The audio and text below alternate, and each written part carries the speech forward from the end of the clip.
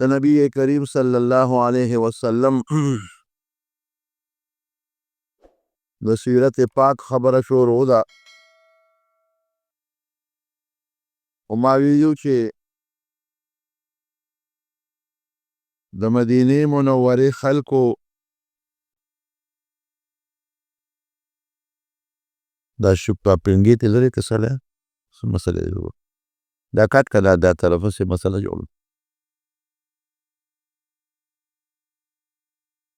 چې نبی علیه السلام مبارک سره د مدینې منورې انصارو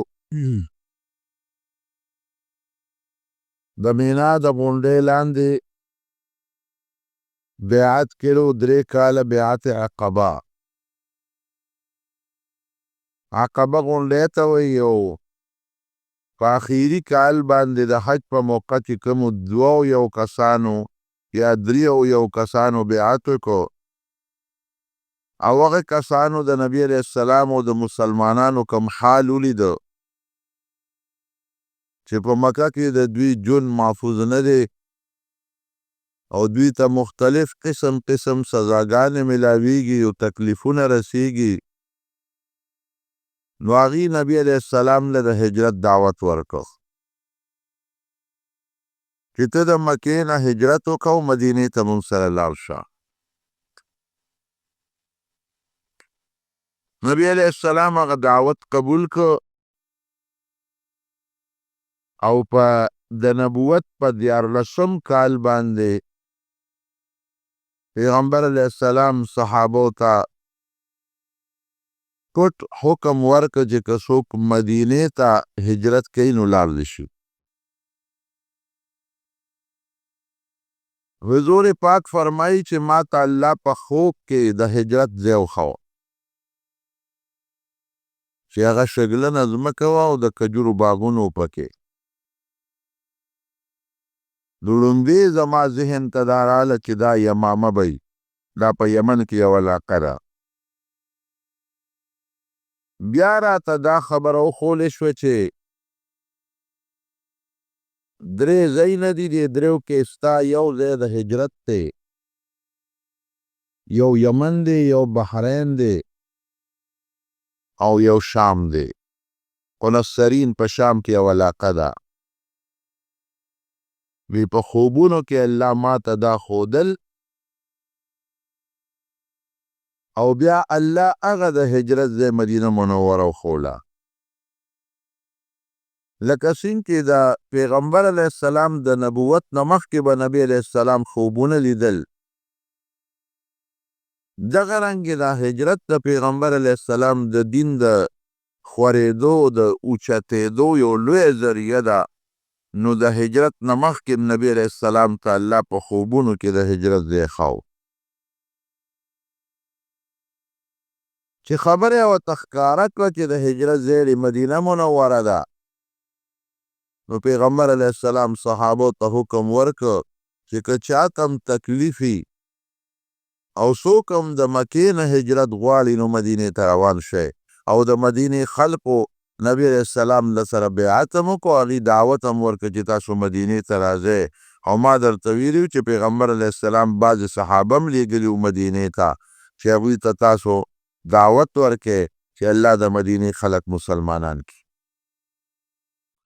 یو 2 کسان روان شو پټ به تلل چې د مکې کافر خبر هم نشي او موږ پټه طریقه باندې لاړ شو مدینې شریفې ته. د دې اولو هجرت کوونکو کې حضرت ابو سلمه رضی الله عنه او د هغې بیبي وه حضرت ام سلمه رضی الله تعالی عنها دی یو ځل هجرت حبشې ته هم کړی و. د حبشې نه واپس رالل مکې مکرمې ته او اوس یې د مکې نه مدینې ته هجرت شروع کړ. یو دوی دی یو ورسره یو ماشوم بچی دی. عجیبه واقعه ده د دې دواړو یو بل سره ډېر زیات محبت او ډېره زیاته مینه یې وه د ابو سلمه او د ام سلمې دومره مینه یې د یو بل سره چې یو ځل دواړه کېناستل یو بل ته وی راځئ چې یو لوز وکړو. د ابو سلمه دا ښځه ورته وایي دا ام سلمه وی زما د سره دا وعده ده که ته زما نه مخکې مړ شوې نو زه به ستا نه پس بل خاوند نه کوم. عربو کې خو به دا رواج و چې خاوند به مړ شو نو ښځې به یې زر دویم خاوند وکړ. نو ما وعده ده چې ستا د مرګ نه پس به زه بل خاوند نه کوم، او که زه مړه شم نو ته به زما نه پس ګورې بله ښځه نه کوې، چې ما او تا دوه په دوه په جنت کې یو.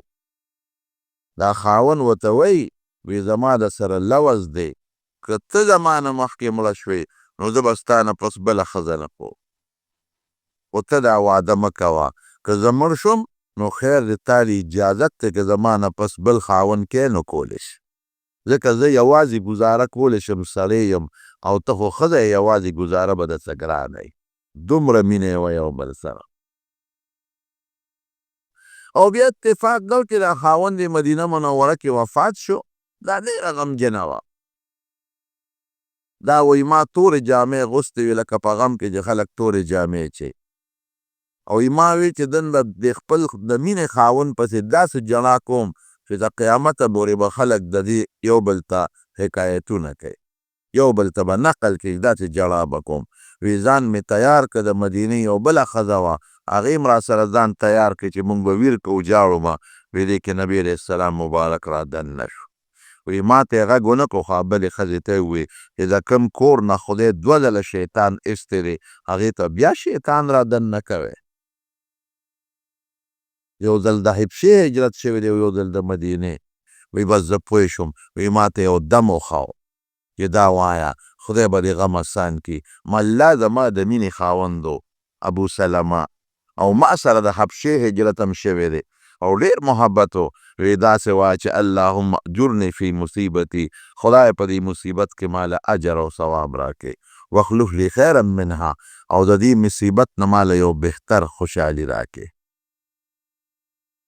وی ما وی چې دا دعا خو د پیغمبر مبارک د خولې ده، دا خو به زه شروع کم، خو زما د خاوند نه بهتر خاوند بلا بل څوک وي چې ماله به خدای راکړي، د ده په شان خاوند خو بل نشي کېدی. وی الله مې هغه دعا قبوله کړه. وی ماله خدای د خپل خاوند ابو سلمه نه بهترین خاوند راکړه چې هغه محمد رسول الله دی صلی الله علیه وسلم. خدای پاک د پیغمبر علیه السلام نکاله راوست. د چا د خوب بدل الله نه یېروي. نو وی مونږ دواړه چې د حبشې نه رالو، نو دې وخت کې د مدینې هجرت شروع کېده، نو مونږ ته اجازت وشو. نو وی زه او خاوند مې مدینې ته روان شو، او هغه ماشوم بچی چې کوم سلمه دی را سره دی. چې روان شو، وی زما د قوم خلک رالل، او زما خاوند ته وی ابو سلمه ته چې دا خور خو مونږ په تا خرڅه کړې نه ده، چې کله حبشې ته په سفرونو ګرځې او کله بل خوا په سفرونو ګرځې، دا مونږ خرڅه کړې نه ده، که ته چې ته سفرونه کې زه کوه او مونږ دا خپله خور لور راکړه. دې ته جدا کړم. خاوند مې یوازې که، خاوند خو مې لاړ مدینې ته، او زه او بچې پاتې شو.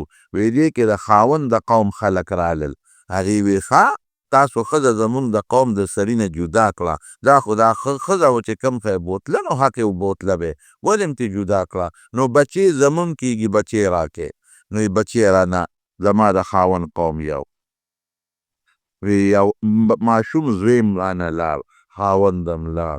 وی ټوله ورځ به مې ژړل، او د مکې صحرا ته به ووتم، هلته به مې ژړا کوله، او ډېره زیاته پریشان وم چې یا خدایه زما د مینې خاوند و هغه هم رانه جدا کړم لا، او زما هغه د مینې بچیو هم رانه جدا شو، به څه کوم.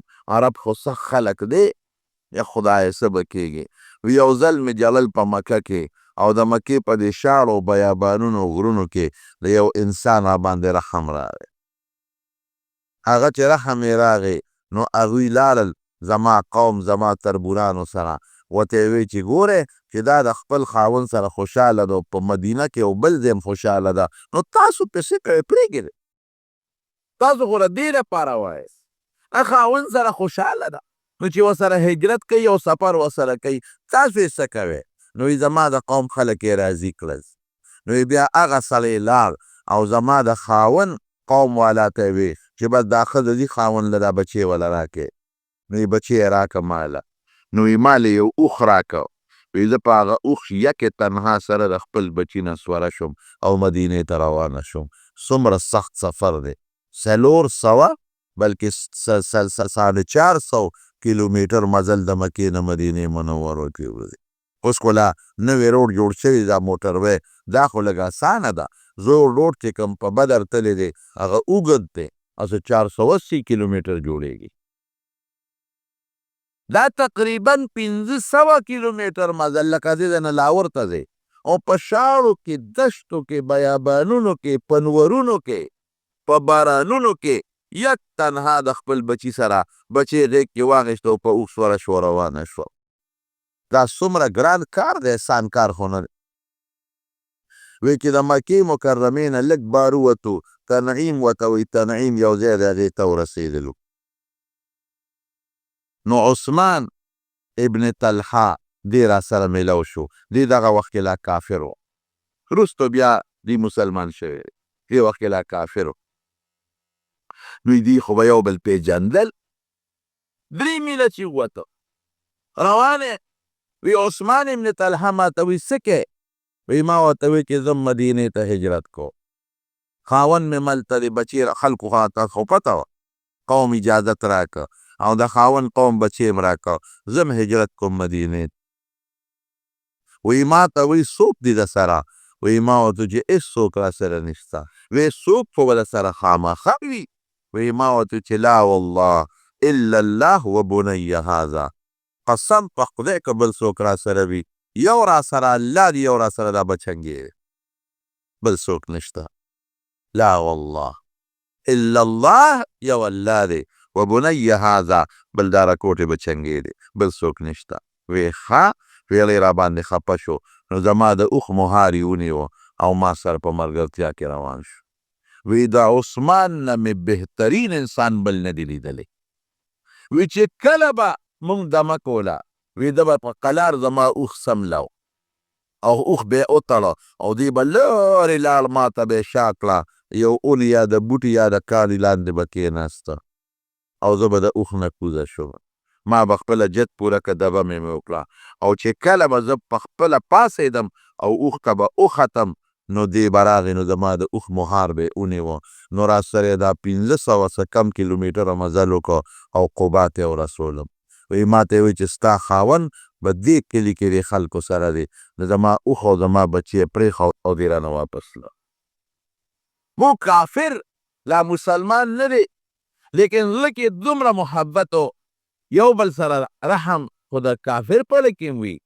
نو بویه ته الله د هغې صله هغه عثمان له ورکړه، وروسته خدای پاک هغه ته ایمان ور نصیب کړ.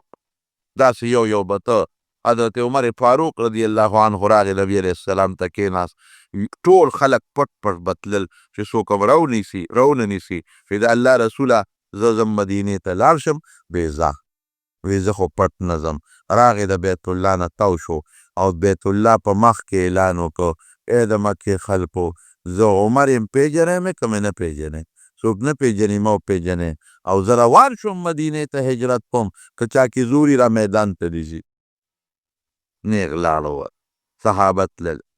اخره کې نبی کریم صلی الله علیه وسلم ته حضرت ابوبکر صدیق راغی. د ابوبکر دا خیال و چې د مدینې دا هجرت هم د حبشې د هجرت په شانتې دی او نبی علیه السلام به نه ځي او صحابه به ځي. وی د الله رسوله زما هم هجرت ته نه کېږي، که دې خوښ وي زه به مدینې ته لاړ شم. وی ته ایسار شه، ما پورې ایسار شه. وی صاحب ته به ځې څه، هجرت به کوې څه؟ وی انشاءالله چې خدای ما ته م اجازت وکړي ته ما ته ایسار شه. بس پوه شو، 2 اوښانې واغېشت او په هغه 2 اوښانو باندې به یې د کیکر دا پاڼې خوړلې، دا ګیاګانې چې سربي شي، ځکه د هجرت خو 8 9 10 ورځې سفر دی. هغې سربې کړې. چې سربې یې کړې، بی بی عایشه صدیقه فرمایي، وی یو ځل نبی علیه السلام د غرمې راغی. د غرمې به داسې وخت و چې عموماً به څوک د کور نه بار نه وتل. مکه کې ګرمي وي نو څوک به نه وتېدل. دا خبرې ولې کوي دا ملګري؟ دا خبرې مه کوه، شور ولې کوي؟ د غرمې به څوک د کوره نه وتېدل، عموماً به خلک ودو. وی نبی علیه السلام راغی په سر مبارک یې څادر اچول. چې سنگ را دننه شو وی ماته فورا ابو بکر صدیق ته مونږ الوی چې صاحب نبی علیه السلام راغی وی دا وخت خو د ګرځېدو نی غرمې خو خلک اودي خو سلانجه پېښه ده ساجه تېرې راغی وی چې راننه وه وی اخرج من عندک وی څوک در سړي دا بار وباس یو پټه خبره کو وی صاحب بل څوک نشته دوه لوڼه مې دي یو بیبي عایشه ده او یو بیبي اسما ده جباری څوک نشته وی فقط اذن لی فی الخروج وی ما ته خو د هجرت حکم وشو وی الصحبه د الله رسول زه د ملګرتیا درخواست کوم ما ځان سره ملګري کا وی ته مې ملګري وی دوه خانې مې اخیستې دي یوه ستا نبی علیہ السلام په پیسو بالم اما بغیر ثمن فلا بې پیسو نالم وی صاحب ما تاله اخیستې ده وی ټیک ته چې ما لرې اخیستې را خو پیسې به در کوم په څو کې دې اخیستې به در کوم علما وایي ولې نبی علیه السلام دلته خیراتي قبوله نه کړو پیسې یې ورکړئ د هجرت یو عظیم سفر دی او ډېر لوی د ثواب سفر دی د پیغمبر علیه السلام مقصد دا و چې دا زه په خپله وښه وکړم چې دا لوی ثواب ما ته هم میلو شي وی صاحب کله به ځو بس وی انتظار کوه زه چې کله رالم ځو به او چې دې خوا صحابه یو مدینې ته تلل د مکې په خلکو هم هیبت راغی چې دا خو که یو دوه درې داسې دي مکه خو به مونږ ته خالي پاتې شي دا به څه کېږي او که دا مسلمانان ټول ووتل او بار یې ځان له ملګري پیدا کړل او سبا یې زمونږ په مکې حمله وکړه نو بیا به څه کېږي نو دوی یو میټینګ وکړه مکه کې ابوجهل او دوی راغونډ شو او یو میټینګ یې وکړه لګیا دي مشوره کېږي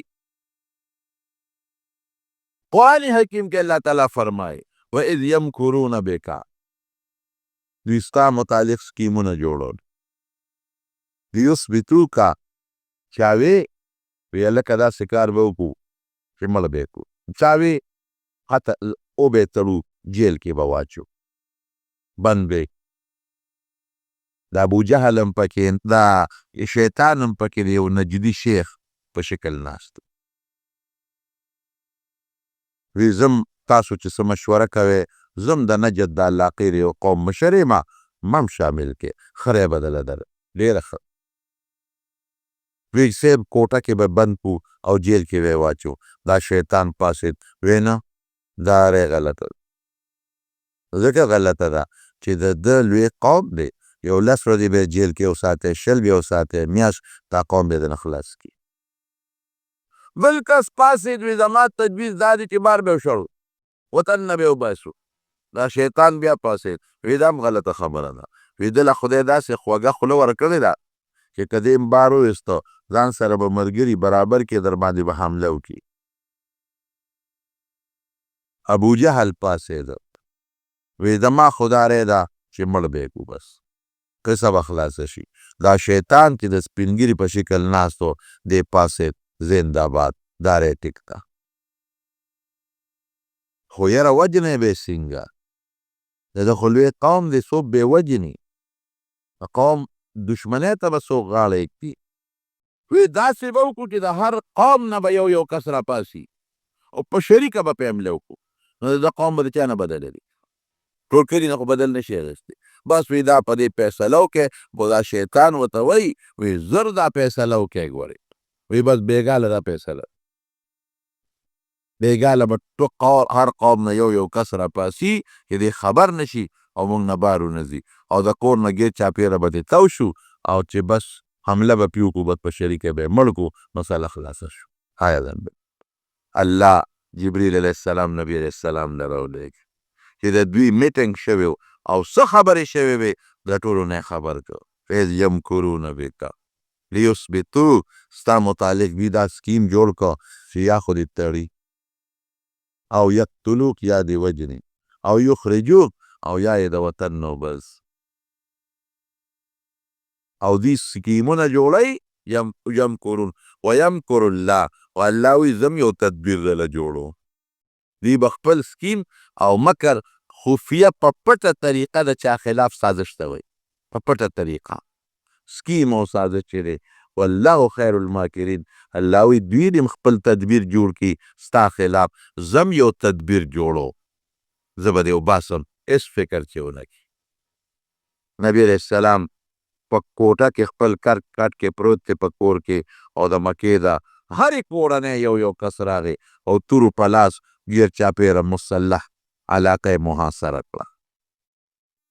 په زوردو کې چې کله شپې نیمه تېره شي او پې حمله کوو. هلته جبریل علیه السلام راغی نبي علیه السلام ته، کافر راغلي دي او ګیر چاپېره درنه تاو دي، وسلو په لاس، او د هر قوم مشر پکې شته.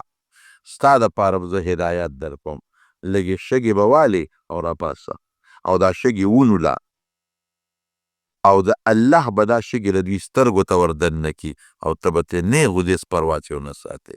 ګوره یمکرون دی هم خپل سکیم او سازش جوړی، خو لیکن الله وی زه به هم یو تدبیر جوړوم، یو طریقه به جوړوم. والله خیر الماکرین. د الله تدبیر ته څوک بیا نشي رسېدلی. چې څنګه نبي علیه السلام راپاڅېده، شګې یې واغېشتې او وینوستې، او دا آیت یې ورسره ووې چې وجعلنا من بین ایدیهم صدا ومن خلفهم صدا ومن بین څنګه فاغشیناهم فهم لا یبصرون. شاهت الوجوه د دې دا مخونه دې رسوا شي، دا نظر دې ړوند شي.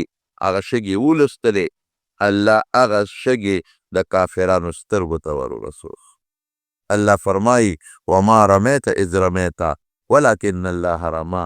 دا ویشتل خو تا کړي دي بېشک، خو دا تا نه دي کړي، دا مونږ کړي دي. تا چل د ویشتلو درته مونږ ښوولی دی، او دا ویشتل د خو ظاهر د ویشتلو سترګو ته رسول خو ستا کار نو، دا زما په لاس کې و. بس چې هغوی سترګې مږلې، نبي رسام ته نیغ ووت، نیغ لاړ. حضرت ابوبکر صدیق کر الله، ابوبکر صدیق ته یې وې شابه روزه. هغې مخکې نه په تمه کړی و. بی بی اسما زر زر ولا سامان تیار کړ، سخته روزده اوسه چې نبي علیه السلام سره د حضرت ابوبکر نه وځي او د هجرت په سفر دی، او ناګهاني ځي فورا. نو کور سې نو لږ ستوان یې وله فورا تیار کړل، ستوان او څه نور څه سامان و، هغې وله یو بوجګۍ کې واچول، د تړلو کار نو چې په هغې وله سر وتړي. نو بی بی اسما یو کمربند و، یو نطاق به یې ورته وي، پخوا دې ښځو به د دې پرتوب د پاسه اچو د حفاظت د پاسه، زر یې هغه کمربند اوس پړده ویش په مینځ. نو په نیم یې وله د هغه بوجګۍ خلو تړله، او نیم یې وله په هغه سامان کې کېښود چې دا به ستاسو درستخوان که په لاره پې څه خوراک مرک کوئ. دی ورکړل وله، او دواړه ووتل، او دوی ته یې وې چې چاته غږ مه کوئ، پټ یې پوی کړل. خو مونږ نیغ فی الحال مدینې ته نه ځو، مونږ ځو او په غار ثور کې بره یو غر دی، غار دی په جبل ثور کې، هغې کې به مونږ یو څو شپې تېرو، بیا به مدینې ته ځو. پوره الله ورته دا چل وښود چې که مونږ نیغ اوس ځو، خو دوی راپسې دا لارو باندې راځي، لانجه جوړېږي. نو مونږ به یو درې ورځې پټ شو، دوی به منډې تړلی ووایي دوی ته پته ولګي چې سړي خو ننتلي دي، مونږ به دلته یو.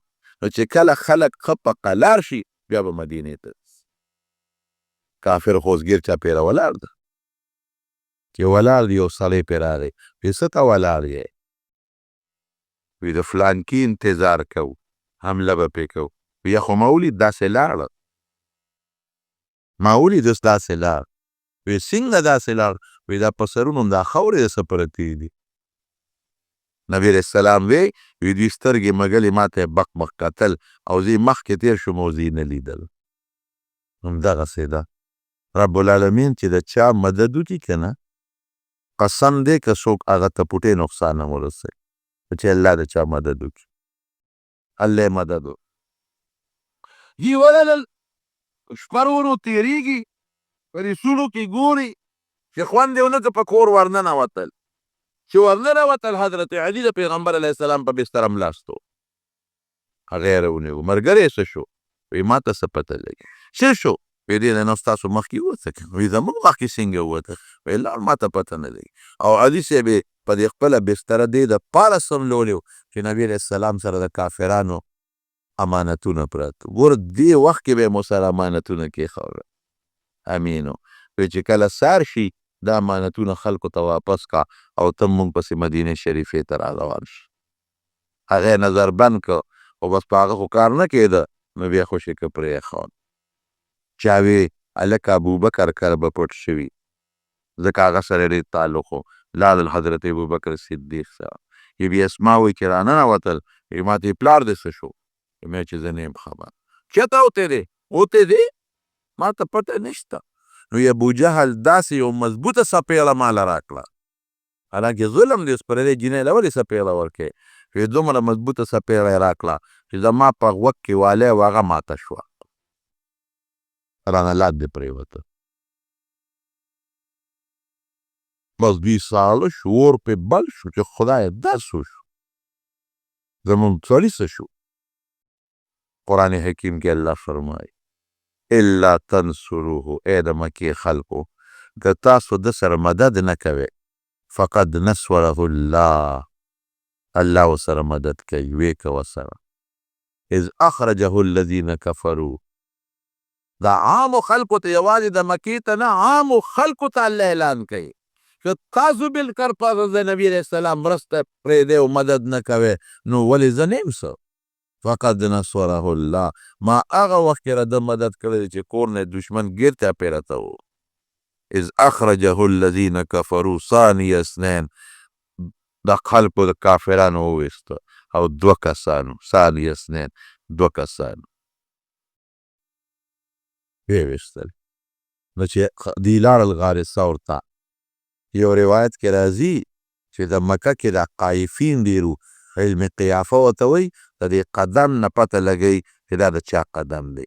نو هسې نه دوی به مونږ پسې راځي، زمونږ د قدمونو نه پته لګوي. نو ابوبکر صدیق حضرت نبی کریم صلی الله علیه وسلم په اوږه که په هغه غر کې چې صاحب چې ستا د قدم نښه مخکې نی، لږ دې په شا وړم، نو د غاره پورې یې وړم. نو غار کې دننه شو، چې غار کې دننه شو، الله وله مدد وکړ. قرآن حکیم کې الله فرمایي چې الله وی فانزل السکینة، ما په خپل اطمینان راوسته، سکینت او ټینشن مې ولا ختم کړ. بنده خو پریشان ای کنه، یو دشمن دلته رانشي، بچی راله مړه نه کړي، بل څه غم پېښ نه شي، نو انزل سکینته علیه. قرآن کې الله وی ما پې اړه کې ولا اطمینان واچو، بېغمه مې کړ، ټینشن مې ولا ختم کړ. وایده بجنود لم تروها، او داسې لښکرو باندې مو له حفاظت وکړه چې چاته په نظر نه راځي، تاسو هغه لیدلې نه دي او نه تاسو وینئ. هغه څه دي؟ هغه دا چې د غار په دې خوله کې خدای یو بوټی زرغون کړ او جولاګي رارې عنکبوت ورته وایي، هغه پکې زر جاله جوړه کړه، او یو کمتره راله صحرایي، هغه پکې ځان له جاله جوړه کړه او پکې کېناسته، وږی پکې واچو. ګوره په یو رکوټي بوټي ولا خدای حفاظت وکړ، او د جولاګي د کور نه کمزورې کور بل نشته. قرآن کې الله فرمایي ان اوهن البیوت لبیت العنکبوت، په ټولو کورونو کې بیکار او کمزورې کور د جولاګي دی، چې هوا هم پرې راشي نو کور یې ختم شي. په هغه کمزوري کور خدای د پیغمبر علیه السلام دفاع وکړه. الله چې کوي د جولاګي په کور هم د انسان دفاع کولی شي، کولی شي که نه شي کولی. او چې الله وغواړي نو په یو رکوټي مخلوق هم انسان هلاکولی شي، لکه په ماشي نمرود هلاک کړه. ماشي څومره کمزورې شي، معمولي لاس سره دې وجنګېد نو دې به مړي، لیکن خدای پاک چې کوي نو په رکوټي طاقت د بنده مدد کولی شي، او په رکوټي سیز بنده هلاکولی شي. په ماشي نمرود هلاک کړه، غر کې کپې، او د جولاګي د جالې کمزوري سیز باندې د پیغمبر علیه السلام حفاظت وکړه. او کمتره په حیواناتو کې کمزورې بې زړه حیوان دی، په هغې یې وله حفاظت وکړه. بیبي اسما به او هغه غار ډېر اوچت دی، غار حرا نږدې ده او غار ثور ډېر لوی دی، ډېر لوی مزل دی، ډېر اوچت دی. چې کوم سړی بلدي د غر د ختو کو ټیک تا، لیکن چې کوم نابلدی که نه نو دوه نیمې 3 ګنټې کې به ورته رسېږي، اسان کار نه دی، ډېر زیات مزل دی. کم از کم به 1.5 کیلومیټر یا 2 کیلومیټره د ویښ نه سره پورې مزل به وي. هر هغې چې خبر شو دې نوسو له راغې، وی بچې پلار هم څه شو؟ وی لار جوړو، وی او تللی دی. وی داسې معلومیږي چې تاسو به یې نارې پرېښی څه به یې درته پرېښي هم نه نار به یې پرېښی واقعي چې کله پیغمبر علیه السلام د نبوت دعوه وکړه 10,000 درهم ابوبکر راوړل او پیغمبر علیه السلام ته یې کېښودل 10,000 وی دا په غریبانانو باندې چاته تکلیف یې نه وي مسلمانان راځي نو د هغوی له ورکوه 10,000 درهم او د هجرت په موخه ورته 6,000 درهم هغه یې ځان سره واخیستل مدینې ته روان شو وی تاسو خو به یې نار نور پرېښی بچی هېڅ کوم درته نه یې پرېښی په دې پر سترګو ړوند و نو بیبي اسما دونه هوښیاره وه چې هغې زر یو تیلی د کاڼو ډکه کړه او المارۍ کې یې کېښوده وی بابا راشه نو دې یې بوته او په هغه تیلی د کاڼو یې ورله لاس کېښود وی دومره پیسې یې راته پرېښې وي وی ښځه بچې ما وی ګنې نارې پرېښې قسم دې پرون د حضرت ابوبکر په واقعاتو کې په مناقبو په صفاتو کې په ترمذي شریف کې تیر شو چې نبی علیه السلام فرمایي چې د ټولو خلکو نه زیات احسان په صحبت ملګرتیا او په مال کې چې ما سره چا کړی دی هغه ابوبکر صدیق دی او که ما سره چا ښېګړه کړې ده نو بدل مې وله خلاص کړی دی که ما د هېچا احسان نشته سوا د ابوبکر نه د هغې احسان زما په غاړه پروت دی هغه له به د هغې خپل احسان بدل الله د قیامت پر ورځ ورکوي د پیغمبر علیه السلام هم ورسره ډېره زیاته مینه وه انتهایی زیات محبت او انتهایی زیاته مینه یې ورسره او دی فرمایلي و کوم قوم چې هغې کې ابوبکر موجودي نو بل څوک مناسب نه دي چې د دې قوم امامتي وکړي دا خلافت ته اشاره ده بادشاه به امام وي چې ابوبکر موجودي بل څوک د امامتۍ لایق نشته دی به امام وي او د جومات دروازې چې څومره دي ټولې بندې کړئ سوا د ابوبکر د کړکۍ نه د کړکۍ پلو پرېږدئ باقي ټولې بندې کړئ د دې صفتونه شوي دي یو بیګي ولاړه د نبي صاحب نه استعمال وغوښته وی سار له راشه بیبي ورته وایي صاحب که سبا مې ونموند ته بیا لکه که سبا ته وفات شوی وي ابوبکر له ورشه به درکړي دا هم د هغه خلافت ته اشاره ده او یو ځل یې وویې پاله کې مې یو ارمان دی ارمان مې دی پاله کې او دا دی چې نبي علیه السلام کله هم څه وغواړي نو زه خو په منډه د کوره راوړم په منډه یې راوړم خو ارمان د خدای نه دا سوال کومه چې زما دا جیب پیغمبر علیه السلام خپل جیب وګڼي نو څه ښه به لکه چې زه خپل جیب ته لاس دننه کوم خو چا سره مشوره نه کوم که نه څوک چې جیب نه سیغې راوباسي چا سره مشوره کوي نه جیب ته چې دقسې نبي علیه السلام ته ضرورت شي او د خپل جیب په ځای زما جیب ته لاس منډي او ما نه نو تپوس هم نه کوي یو شی ته وباسي دا مې په اړه ارمان دی دومره مینه وه د نبي علیه السلام سره نو چې ننوتل غار ته نو حضرت ابوبکر ورته وایي صاحب ودرېږه دا غار مخکې را صفا کړو ټول غار یې صفا کړ او غار کې سوړې وې او خوشحال غار و نو خپل څادر یې وشلو او په هغه سوړو کې یې ورکړ یو سوړه پکې پاتې شو یا یو دوه سوړه هغې مخکې ور دننه شو او نبي هم ته وایي اوس را دننه شه هغې کې خپله پونده کېښوده په سوړه کې نو پیغمبر علیه السلام راغی او د سینې ته یې ډډه وواله او د غار ته ډډه والی ده جلال الدین سیوطي هم لیکي د نورو کتابونو هم لیکلي دي چې دننه په دې سوړه کې چې ته مار و مار هغه لاره باندې کوشش کوي د وتو او نوځي ناګهې د حضرت ابوبکر د خپې له ټک ورکړی دی بیا هم خپه نه لرې کوي حالانکې د مار څومره سخت زهري که بل سړی و څومره چغې به یې والی یا هم خپه نه لرې کوي چې هسې نه خپه لر کړم او دا مار روځي او پیغمبر علیه السلام ونه خوري او اوښکې ترې روانې شوې هغه اوښکې د نبي علیه السلام په مخ مبارک پرېوتې راویښ شو ابوبکر خیر دی وی صاحب دې غار کې مار څه شي وخوړلم وی دې خوا کړه خپې دې خوا کړه پیغمبر علیه السلام مبارک خپلې لاړې مبارکې راواغېست او د هغه په هغه پونده باندې پورې کړې حضرت ابوبکر وی چې څنګه لاړې زما پوندې له ورسېدې وی ما وی چې نه څه شي خوړلې ما نه راته درد شته خبره ښه زه ویمه د هغې سینې نه خوش قسمت سینه بله کمه ده چې حضور پاک ورته ډډوالی نه او د هغې پوندې نه خوش قسمته پونده به بله کمی چې د دواړو جهانو د مبارک سردار لاړې دې تو شوي ډېر لوی د منقبت خاوند دی او د فضیلت خاوند دی او سیوطي صاحب پکې یو واقع بل هم لیکلی چې نبي علیه السلام د مار نه هم تپوس کړی چې دا ولې دې وخوړه د حیواناتو سره هم پیغمبر علیه السلام خبرې کړي دي دا معجزه ده د معجزاتو بیان به درته انشاءالله یو جمعه کې کوم ویې صاحب دې ځای کې راګرځېدم او عیسی علیه السلام روان ملګري ورسره نو وایي چې د نبي آخر الزمان به دې غار ته ځي دلته به یو 3 شپې کوي نو زه ځکه دلته پروت وم وایي نن راباندې خوشبویي ولګېدله نو راتلم خو لار بنده وه نو ما ځکه ټک ورکړ کافر خواره دي ګر هغه قدمونو نښې والا ایا ځان سره کو هغې ورته وایي چې په دې لاره تللي دي چې غار ثور ته لاړل وی دې ځای پورې خو یې قدم شته خو له دې نه مخکې قدم نشته دې نه مخکې نشته نو غار ته ور ورسېدل حضرت ابوبکر صدیق رضی الله عنه حضرت ابوبکر صدیق رضی الله عنه نبی اسلام ته الله رسوله هغه کافر دي او غار له خو ورسېدل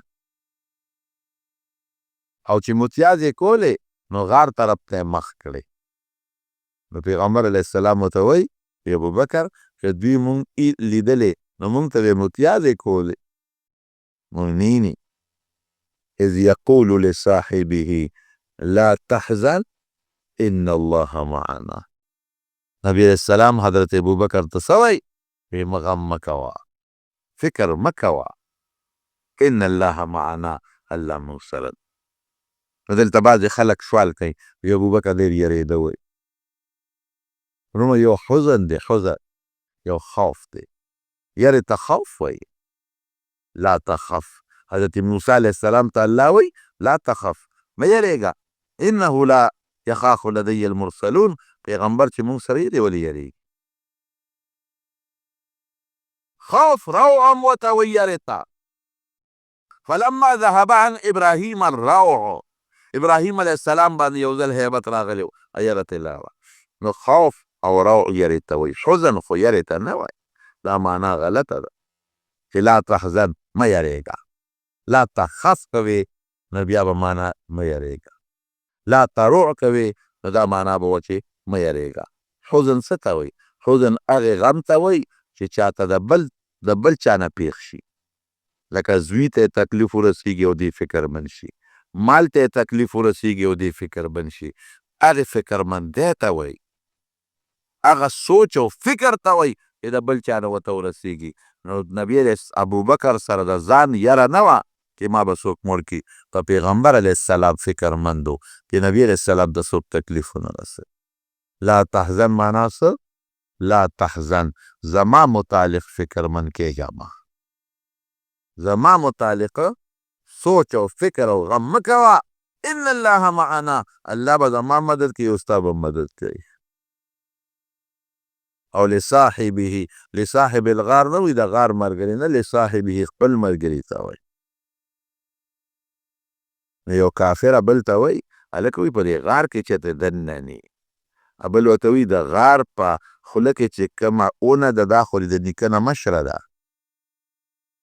او چې دې لاره باندې تل نو د جولاګي دا جاله نه روانېده او د کمترې دا جاله نه روانېده بېوقوفه نو ترې روان شو د پیغمبر د حضرت ابوبکر صدیق یو غلام و عامر ابن فهیره هغه به ګډې چیلې سرولې نو د دې غار خوا کې به یې سرولې د دې غر ویښ کې نو چې شپه به شوه او نور شپونکیانو به ګډې چیلې اخوا دې خوا کړې نو ده به زر وشړه دې غر ته به یو شی جوړ نو هلته به یې تپې واغېشتل نو حضرت ابوبکر او په نبي علیه السلام به یې وڅښل او ابوبکر صدیق زوی چې دی دی به د شپې ته نو دروازې به دې ګرځېدلې روښیار و د کافرانو ټولې خبرې به یې واورېدلې د شپې به لاړ په تیاره کې نو د نبي علیه السلام سره به شپه وه، نو ټولې خبرې به یې ورته وکړې. نو پېشملي به ترې را روان شو چې خلکو ته نو پته ونه لګي چې دی بار دی. د سهار وختي به کلي کې و چې څوک ترې خبر نه شي. 3 ورځې نبي علیه السلام مبارک او ابوبکر په دې غار کې تېرې کړې چې ورته پته ولګېدله چې اوس به د کافرو خبرې غلې شوي. نو بیا ورته ووایي چې اوس داسې وکړئ، یو سړي سره یې د مخکې نه خبره کړې وه، د هغې سړي نوم عبدالله و، عبدالله ابن اریقط، او هغه سړی کافر و خو د لارې ښودونکي ماهر و.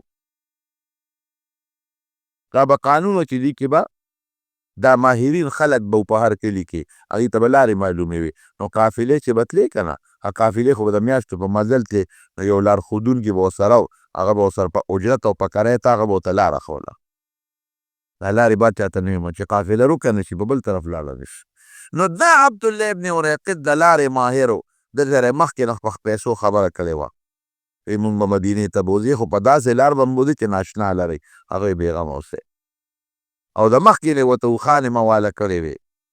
نو هغه اوښانې 3 ورځې پس راوستلې غار ثور ته، او نبي علیه السلام او ابوبکر صدیق راووتل. 2 اوښانې وې، یو پیغمبر علیه السلام و، یو ابوبکر و، یو هغه عبدالله ابن اریقط و چې چاته لار معلومه وه، او یو د پیغمبر ابوبکر هغه غلام و عامر ابن فهیره. دا د 4 کسانو قافله روانه شوه، او د دریاب په غاړه په غټه لاره یې بونه تلل، دریابي لاره باندې په ناشنا لاره یې روان کړل مدینې منورې ته. نو چې دوی کله د مکې نه غار ثور ته تلل، نو دا د زبرګې 28مه ورځ وه او د زیارت ورځ وه. نو په غار ثور کې جمعه، خالي او اتوار 3 ورځې تېرې کړې، 28مه، 29مه او 30مه. او د شعبان دا د زبرګې میاشت اخر و، د رجب پسې بیا شعبان راځي. د شعبان بیا په میاشت کې دوی روان شو، دا په لومبي چې 28مه، 29مه، 30مه، نو په لومبي تاریخ د ګل په ورځ بیا د غار ثور نه ووتل، او راتلونکي ګل په ورځ 8 ورځې په لاره تېرې شوې.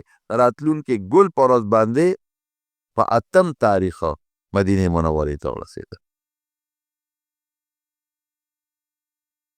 دا رجب نه، زه خطا شم، د سفر اخیري و، د سفر 28مه وه.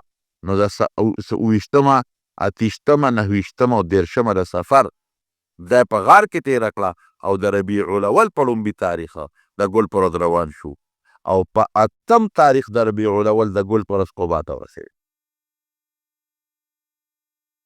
دلته د مکې خلکو میټینګ وکړ، ویې لکه داسې کار دی چې سړی رانووت، قصه روانه شوه. اعلان یې وکړ، وایي که چا نبي علیه السلام جمدې راوسته او یا د هغه سر راوړه، هغه له به د 100 اوښانو انعام دی. 100 اوښان داسې دي لکه دې زمانه کې چې 100 قیمتي موټر یې څوک چا پسې انعام کړي، او ډېر قیمتي شي، خو اوس هم ډېر قیمت شی دی. 100 اوښانو انعام یې وایسته. دا بدماشان او اجرتي قاتلان خواره شو ځای په ځای، خو نبي علیه السلام خو دلته غار کې دی او دوی لارې ګوري، فایده یې نه کړه. او چې پیغمبر علیه السلام کله روان شو په دې اوښه او د مکې نه بار شو، نو دوی مکې ته یې مخ کړی او ډېر یې وژړل. خپل وطن پرېښودل اسان کار نه دی. مکې ته یې مخ کړی، ما احبک الی من ما ته څه خوښ ښکاري، ډېر زیات مې خوښ ارمان که ستا قوم زه نه وې ویستلی او ستا قوم زه په هجرت نه وې مجبور کړی، ما سکنتو غیره کې، نو ما به بل ځای ژوند نه وې تېر کړی. او بیا روان شو د مکې مکرمې ووتل، قافله روانه شو. یو لوی بدماش دی، حضرت ابوبکر صدیق رضی الله عنه فرمایي چې مونږ لاړو، وی دغه ورځ مونږ پوره مزل وکړ او د شپې مزل وکړ او سهار له مونږ د 10 بجو پورې د غرمې پورې مزل وکړ. یو شان ریګولر متواتر. نو یو ځای کې یو ګټه مې ولیده، غټه وه. د هغې سوري ته مې وکتل، نو زه ورغلم چې د دې ګټې سوري لاندې نبي علیه السلام یو پټې دمه شي، لکه یو شان سفر دی. نو یو شپونکي هغه سره ګډې چیلۍ وې، وایي هغه هم ګټې خواله را روان و، هم د سوري په نیت را روان و. وایي زه ترې مخکې شومه، نو ما په هغه سوري باندې یو څادر خور کړ، او نبي علیه السلام ته مې وې چې راشه صاحب دلته یو پټې غوندې ارام وکړه دمه شي. تاسو اندازه ولګوئ چې د عربو ګرمي بیا د مکې ګرمي او بیا د ګټې سوري به څنګه سوري ده، په ګټه چې نور ولګي هغه ګرمه څونه شي، مجبوري ده. وی نبی علیه السلام لږ غوندې سترګې ورلې او ما هغه شپونکي ته وی بچې څوک یې؟ نو د مکې د یو کافر غلام ووی چې زه فلانکي غلام یم، مې وپېژند. مې چې ما له به لږ پی راکړې؟ بلکل. نو ما سره یو جام و، په هغې باندې مې ټوکله تړلې وه چې شګې خاورې پکې پرېونځي. وی هغه جام مې وله ورکړ. وی هغه هلک ته مې چې لاسونه وڅنډه، وی هغه لاس وڅنډل. مې چې دا غلاز له وڅنډه، غلاز یې وڅنډله. وی دې کې راله پیوله شو، نو پی راله په هغه جام کې ولوشه. نو یا خو ګرم پی و، نو ما پکې لږې اوبه واچول، چې یو پوټې لسي دې جوړه شي او یخه شي. وی چې رالم نبي علیه السلام را پاسېدلی و، نو ما ورته وی صاحب دا وڅښه. نو هغه مې په پیغمبر علیه السلام وڅښله. او حضرت زبیر د پیغمبر علیه السلام د ترور زوی دی. دې وخت کې د نبي علیه السلام سره دقه یوه رشته ده. د ابوبکر صدیق لور پې واده ده، خو وروسته دې وخت کې لا نه.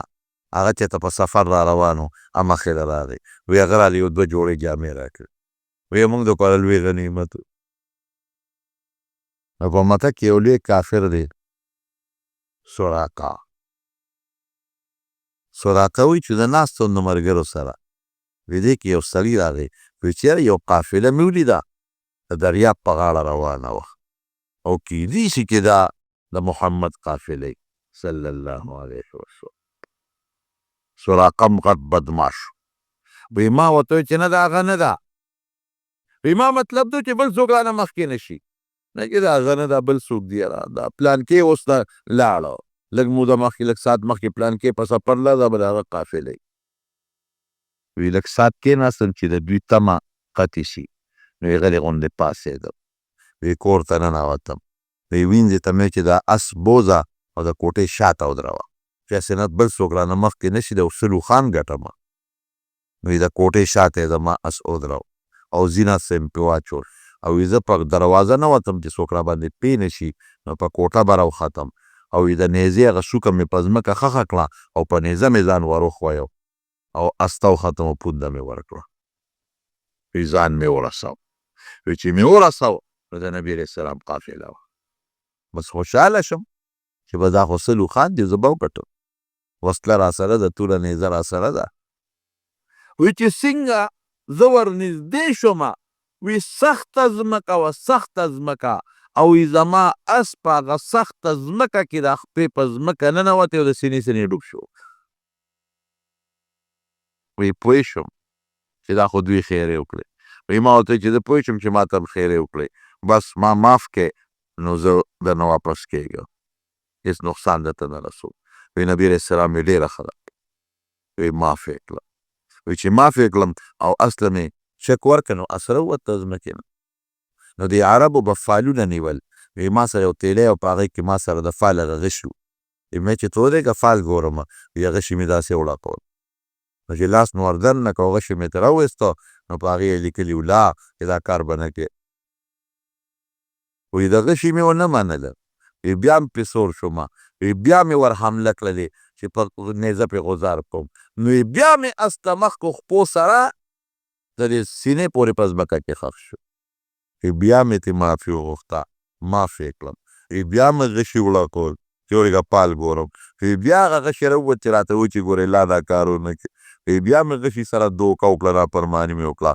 3 ځله مې د حملې کوشش وکړو او اس په مې ښخ شو په ځمکه کې. بس وی مې چې بس خبره خلاصه ده.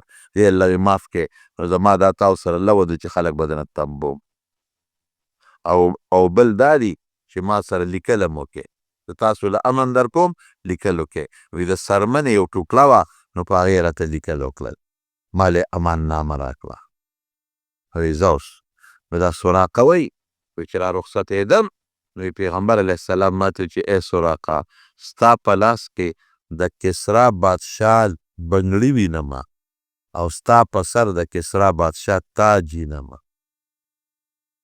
نو ما وخندل ویې چې دا به غټې دعوې کوې اوس دې په خپل وطن کې ځای نشته بل وطن ته روانې او دعوه دې دومره غټه ده چې لکه د فارس د بادشاه د کسرا تاج بکې الې او بنګړي ماله به راکوې.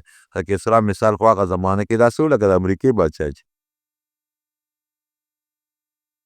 خیر وي را رخصت شم نو په لاره چې به څوک مخې له راتلل او ما نه به یې تپوس کو نو ما به ورته دا لار ما کتلې ده دروغ به هم نه وې ور کافر دروغ به هم نه وې دا مې کتلې ده نو ټیک ده لار خو یې کتلې وه نو ما به ته خلک تنبول دشمن دی او خدای پې د پیغمبر علیه السلام دفاع کوي همغسې روڼ ګورې شوه